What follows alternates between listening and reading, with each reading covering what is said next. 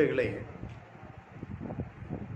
7 ഫേസുകളായി 18ാം ലോക്സഭയിലേക്കുള്ള തിരഞ്ഞെടുപ്പ് നടന്നുകൊണ്ടിരിക്കുകയാണ്. ആദ്യത്തെ ഫേസ് ഏപ്രിൽ 19 അവസാനിച്ചു. രണ്ടാമത്തെ ഫേസ് ഇലക്ഷൻ നടക്കുന്നത് കേരളം ഉൾപ്പെടെയുള്ള പല സംസ്ഥാനങ്ങളിലാണ്. കേരളത്തിലെ ജനങ്ങൾ അവരുടെ സമ്മതിദാനാവകാശം രേഖപ്പെടുത്തുമ്പോൾ ശ്രദ്ധിക്കേണ്ട കാര്യങ്ങൾ, മോദിയുടെ കഴിഞ്ഞ 10 വർഷത്തെ വികസനോന്മുഖമായ പ്രവർത്തനങ്ങൾ, നേട്ടങ്ങൾ, ഇതെല്ലാം വിലയിരുത്തി മനസ്സിലാക്കി നമ്മുടെ നാടിന് അനുയോജ്യമായ പ്രതിനിധികളെ പാർലമെൻറ്റിലേക്ക് അയക്കണം എന്നാണ് എനിക്ക് പറയാനുള്ളത്. മോദി സർക്കാർ 2014 അധികാരം ഏറ്റെടുക്കുമ്പോൾ Indian economy 5th fragile economy ആയിട്ടാണ് ലോകം കണ്ടുകൊണ്ടിരുന്നത്. അതിൽ നിന്നും ബഹുദൂരം മുന്നോട്ട് പോയി ലോകത്തെ 5ാമത്തെ സാമ്പത്തിക വളർച്ച കൈവരിച്ച രാഷ്ട്രമായിട്ട് ഇന്ത്യക്ക് ഉയരാൻ സാധിച്ചു. ഇപ്പോൾ ഇതാ 2028-30 ആകുമ്പോഴേക്കും 3ാമത്തെ സാമ്പത്തിക ശക്തിയായിട്ട് ഇന്ത്യയെ വളർത്താൻ സാധിക്കുമെന്നുള്ള ഒരു ഉറച്ച വിശ്വാസത്തോടെയാണ്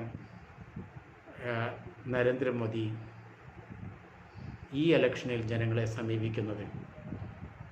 ഒട്ടനവധി കാര്യങ്ങളിൽ ഈ ഇലക്ഷന് ശേഷം അധികാരത്തിൽ വരുമ്പോൾ രാജ്യത്തിന് വേണ്ടി ചെയ്യാനുണ്ട്. 3ാമത്തെ സാമ്പത്തിക ശക്തിയായിട്ട് ഇന്ത്യയെ വളർത്തുക. കഴിഞ്ഞ 10 വർഷത്തെ പ്രവർത്തനം ഒന്ന് വിലയിരുത്തിയാൽ നമുക്ക് കാണാൻ സാധിക്കും. കീറാമുട്ടിയായി കിടന്നിരുന്ന പ്രശ്നങ്ങൾ നരേന്ദ്രമോദി സർക്കാരിന് പരിഹരിക്കാൻ സാധിച്ചു. ഇന്ത്യയും മറ്റ് രാജ്യങ്ങളുമായിട്ടുള്ള അതിർത്തി പ്രശ്നങ്ങൾ, ബംഗ്ലാദേശും ഇന്ത്യയുമായിട്ടുള്ള അതിർത്തി പ്രദേശങ്ങൾ തമ്മിലുള്ള തർക്കങ്ങൾ പരിഹരിക്കാൻ സാധിച്ചു.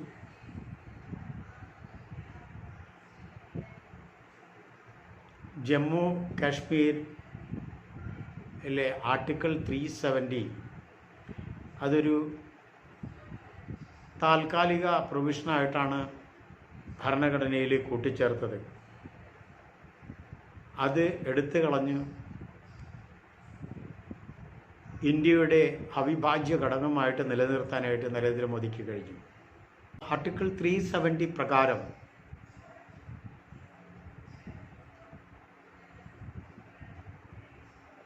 കാശ്മീരിന് സ്വന്തമായ ഭരണഘടനയും സ്വന്തമായ പതാകയും അനുവദിച്ചു കൊടുക്കുന്ന ഒരു സംവിധാനമാണ് കാശ്മീരിൽ നടന്നുകൊണ്ടിരുന്നത്. അതുവഴി ഇന്ത്യൻ യൂണിയനിൽ നിന്ന് മാറി സ്വതന്ത്രമായ ഒരു രാജ്യം ഉണ്ടാക്കണം, സ്ഥാപിക്കണം, അതല്ലെങ്കിൽ പാകിസ്ഥാനോട് ചേരണം, ഇത്തരത്തിലുള്ള അവകാശവാദങ്ങൾ ഉന്നയിച്ച് വിഘടനവാദികൾ നിരന്തരം സമരങ്ങളും അക്രമങ്ങളും നടന്നുകൊണ്ടിരിക്കുന്ന ഒരു സംസ്ഥാനമായത്. ആ ഒരു അവസ്ഥയിൽ നിന്ന് വിഘടനവാദത്തെ ഒഴിവാക്കി അമർച്ച ചെയ്ത് ആർട്ടിക്കിൾ 370 എടുത്തു കളഞ്ഞ് കാശ്മീരിനെ ഇന്ത്യയുടെ അവിഭാജ്യ ഘടകമായിട്ട് ചേർത്ത് പിടിക്കാൻ നരേന്ദ്രമോദിക്ക് കഴിഞ്ഞു. മുൻകാലങ്ങളിൽ ആർട്ടിക്കിൾ 370 താൽക്കാലികമായ പ്രൊവിഷനായിരുന്നു. അത് എടുത്ത് കളയുന്ന കാര്യങ്ങളെല്ലാം ചർച്ച ചെയ്യുന്ന സമയത്ത് കോൺഗ്രസ് സർക്കാരുകൾ അതിനെ എതിർത്തിരുന്നു. കാര്യം ഭൂരിപക്ഷ മുസ്ലിം സമുദായങ്ങൾ ഉള്ള ജമ്മു കാശ്മീരിലെ ആർട്ടിക്കിൾ 370 എടുത്തു കളഞ്ഞാൽ മുസ്ലിം രാജ്യങ്ങൾ 57 ഇസ്ലാമിക് രാജ്യങ്ങളുണ്ട് ലോകത്ത്. അവർ നമ്മളോട് എതിർപ്പ് കാണിക്കാൻ സാധ്യതയുണ്ട്, പ്രത്യേകിച്ച് ഗൾഫ് രാജ്യങ്ങൾ. അവിടെ തൊഴിൽ ചെയ്യുന്ന ഇന്ത്യക്കാരുടെ ഭാവി കഷ്ടത്തിലാവും. ഇതെല്ലാം പറഞ്ഞുകൊണ്ട് ആർട്ടിക്കിൾ 370 പിൻവലിക്കാൻ തയ്യാറായിരുന്നില്ല. പക്ഷേ നരേന്ദ്രമോദി അതിന് തയ്യാറായി. ആർട്ടിക്കിൾ 370 എടുത്തു കളയുകയും കാശ്മീരിനെ ഇന്ത്യയുടെ വിഭാജ്യ ഘടകമായി നിലനിർത്തി അവിടെ വികസനം, ഇൻവെസ്റ്റ്മെൻറ്റും കൊണ്ടുവരാനായിട്ട് സാധിച്ചു. ആർട്ടിക്കിൾ 370 എടുത്തു കളയുന്ന സമയത്ത് അക്രമങ്ങൾ ഉണ്ടാകും, ചോരപ്പുഴ ഒഴുകും എന്ന് പറയുന്നവർ അവർക്ക് ചുട്ട മറുപടി നരേന്ദ്രമോദി സർക്കാർ കൊടുത്തു. അങ്ങനെ ഒരു സംഭവമൊന്നും കാശ്മീരിലുണ്ടായില്ല. നേരെ മറിച്ച് കാശ്മീരിലെ ജനങ്ങൾ ഈ നീക്കത്തെ സ്വാഗതം ചെയ്യുകയാണ് ഉണ്ടായത്. വികസനത്തിൽ ഇന്ന് കാശ്മീർ വളരെ സന്തുഷ്ടരാണ്. അതുപോലെ രാജ്യം അനുഭവിക്കുന്ന പല പ്രശ്നങ്ങളിലും നരേന്ദ്രമോദി സർക്കാരിന് പരിഹാരം കാണാൻ സാധിച്ചു. ഉദാഹരണത്തിന് രാമക്ഷേത്രം പണിയുന്നതിന് നരേന്ദ്രമോദി സർക്കാർ അധികാരത്തിൽ നിൽക്കുന്ന ഈ സാഹചര്യത്തിൽ കോടതിക്ക് അങ്ങനെ ഒരു ശക്തമായ തീരുമാനം പറയുവാനായിട്ട് ഒരു ധൈര്യമുണ്ടായി.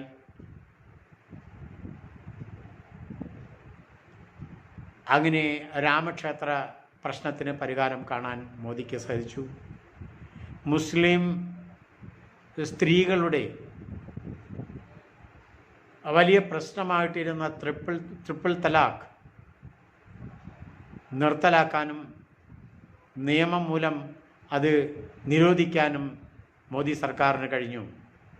അങ്ങനെ ഒട്ടനവധി വികസനോന്മുഖമായ പ്രവർത്തനങ്ങൾ കഴിഞ്ഞ 10 വർഷം കാണാൻ സാധിച്ചു. ഇൻഫ്രാസ്ട്രക്ചർ ഡെവലപ്മെൻറ്റിൻ്റെ കാര്യത്തിൽ റോഡ് നിർമ്മാണം, വ്യോമയാന സർവീസ്, റെയിൽവേ സർവീസ്, ജലഗതാഗതം, അങ്ങനെ ഒട്ടനവധി മേഖലകളിൽ വികസനം കൊണ്ടുവരാനായിട്ട് മോദി സർക്കാരിന് സാധിച്ചു. ഇനി ഒരു സർക്കാർ മാറ്റമുണ്ടാവുകയാണെങ്കിൽ അത് ഇന്ത്യയുടെ ഒരു അധോഗതിയായിരിക്കും. കാരണം 2004 വാജ്പേയി സർക്കാർ അധികാരത്തിൽ നിന്ന് പോകുന്ന സമയത്ത് ഒരു കോalition ഗവൺമെൻറ്, സഖ്യകക്ഷി സർക്കാരാണ് ഇവിടെ നിലവിൽ വന്നത്. അതുമൂലം ഉണ്ടായ പ്രശ്നങ്ങളെല്ലാം നമുക്കറിയാം. UPAയുടെ ഭരണകാലത്ത് വൻ അഴിമതിയാണ് ഉണ്ടായത്. ഇന്ത്യയെ മൊത്തമായി സാമ്പത്തികമായിട്ട് തളർത്തി. ഒരു മേഖലയിലും ഉയർച്ച ഉണ്ടാകാത്ത രീതിയിൽ ഇന്ത്യയെ തളർത്തി കളഞ്ഞിരുന്നു. അത്തരത്തിലൊരു രാജ്യമായി ഇന്ത്യയെ അധപ്പതിക്കാൻ ഇനി അനുവദിക്കരുത്. വ്യക്തമായ സമ്മതിദാന അവകാശം രേഖപ്പെടുത്തി അർഹപ്പെട്ട BJP സ്ഥാനാർത്ഥികളെ വിജയിപ്പിച്ച് ഈ വരാൻ പോകുന്ന 18ാം ലോക്സഭയിൽ കേരളത്തിൽ നിന്ന് മന്ത്രിമാർ, BJP മന്ത്രിമാർ ഉണ്ടാകണം എന്ന ഉദ്ദേശത്തോടു കൂടി നമ്മളുടെ സമ്മതിദാനാവകാശം രേഖപ്പെടുത്തി BJP സ്ഥാനാർത്ഥികളെ വിജയിപ്പിക്കണം എന്നാണ് അഭ്യർത്ഥിക്കാനുള്ളത്. പ്രധാനമായിട്ടും വളരെ വിജയസാധ്യതയുള്ള തിരുവനന്തപുരം, ആറ്റിങ്ങൽ, പത്തനംതിട്ട, തൃശ്ശൂർ, പാലക്കാട് എന്നീ മണ്ഡലങ്ങളിൽ വളരെ അധികം വിജയസാധ്യത നിലനിൽക്കുന്നുണ്ട്. പുതുതായിട്ട് മറ്റൊരു മണ്ഡലം ആലപ്പുഴയാണ് വളരെയധികം സാധ്യത എടുത്തു പറയുന്ന ഒരു മണ്ഡലം. അപ്പോൾ ഈ മണ്ഡലങ്ങളിൽ BJPക്ക് വിജയസാധ്യതയുണ്ട്. അവിടെയുള്ള എല്ലാ വോട്ടർമാരും അവരുടെ വോട്ടവകാശം നഷ്ടപ്പെടുത്താതെ ശരിയായ രീതിയിൽ രാജ്യത്തിൻ്റെ വികസനത്തിന് വേണ്ടി, ഭാവി തലമുറയുടെ പുരോഗമനത്തിന് വേണ്ടി BJPക്ക് വോട്ട് ചെയ്ത് വരാൻ പോകുന്ന ലോക്സഭയിൽ കേരളത്തിൽ നിന്ന് മന്ത്രിമാരെ സൃഷ്ടിക്കാനുള്ള ഒരു തെരഞ്ഞെടുപ്പാകട്ടെ എന്ന് അഭ്യർത്ഥിച്ചുകൊണ്ട് എല്ലാ വോട്ടർമാർക്കും ഈ ലോക്സഭാ തെരഞ്ഞെടുപ്പ് വേളയിൽ ആശംസകൾ നേർന്നുകൊള്ളുന്നു. നന്ദി, നമസ്കാരം.